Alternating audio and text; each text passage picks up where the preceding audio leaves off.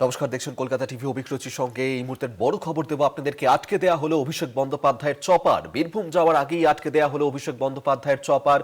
অভিষেকের চপার আটকে দিল ডিজিসিএ। কপ্টার ওড়ার অনুমতি দিল না ডিজিসিএ। তবে এই মুহূর্তে যে খবর পাওয়া যাচ্ছে যে ওড়ার জন্য প্রস্তুত, কিছুক্ষণের মধ্যেই উড়বে অভিষেক বন্দ্যোপাধ্যায়ের চপার।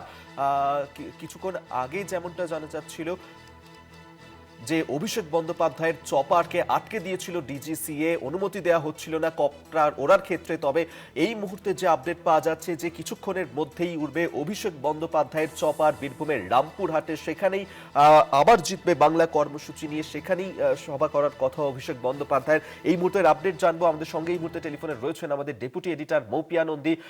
মৌপিয়াদি, অভিষেক বন্দ্যোপাধ্যায়ের কপ্টার ওড়ার ক্ষেত্রে অনুমতি দিচ্ছিল না ডিজিসিএ, তবে এক্ষেত্রে আবারও সেই অনুমতি কি দিচ্ছে? কি আপডেট পাচ্ছ?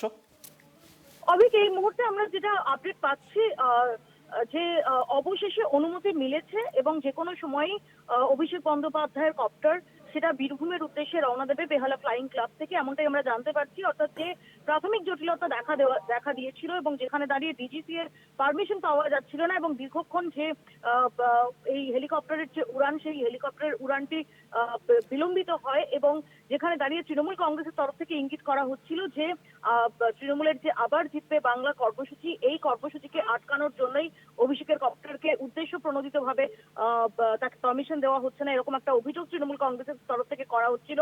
যদিও এই জটিলতা খুব একটা দীর্ঘস্থায়ী হলো না।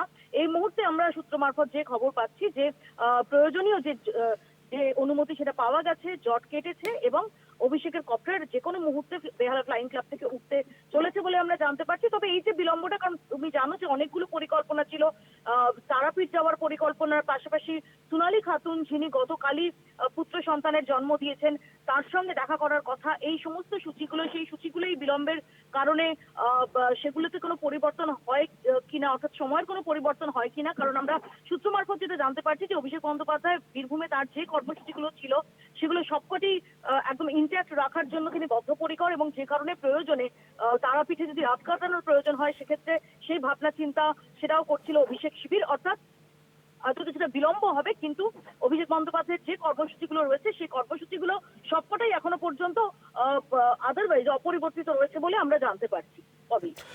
ধন্যবাদ মৌপিয়া দি। এতক্ষণ আমাদের সঙ্গে টেলিফোনে ছিলেন আমাদের ডেপুটি এডিটর মৌপিয়া নন্দী।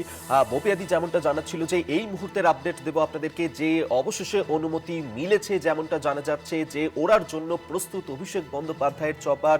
আর কিছুক্ষণের মধ্যেই অভিষেক বন্দ্যোপাধ্যায়ের চপার তা উঠবে। আপনারা কিছুক্ষণ আগেই দেখছিলেন যে যে ডিজিসি এর তরফ থেকে অনুমতি দেওয়া হচ্ছিল না অভিষেক বন্দ্যোপাধ্যায়কে, চপার আটকে দেওয়া হয়েছিল ডিজিসি এর তরফে। তবে এই মুহূর্তে যে খবর পাওয়া যাচ্ছে যে আর কিছুক্ষণের মধ্যেই উড়বে অভিষেক বন্দ্যোপাধ্যায়ের চপার।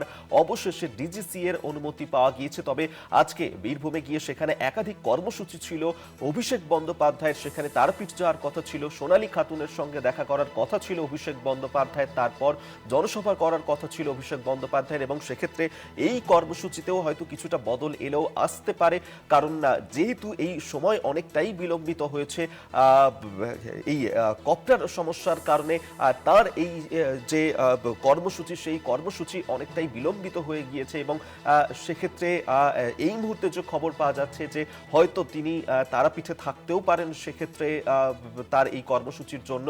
তবে এই মুহূর্তে ডিজিসি এর তরফ থেকে অনুমতি দেওয়া হয়েছে ও কিছুক্ষণের মধ্যেই অভিষেক বন্দ্যোপাধ্যায়ের কপ্টার উড়বে।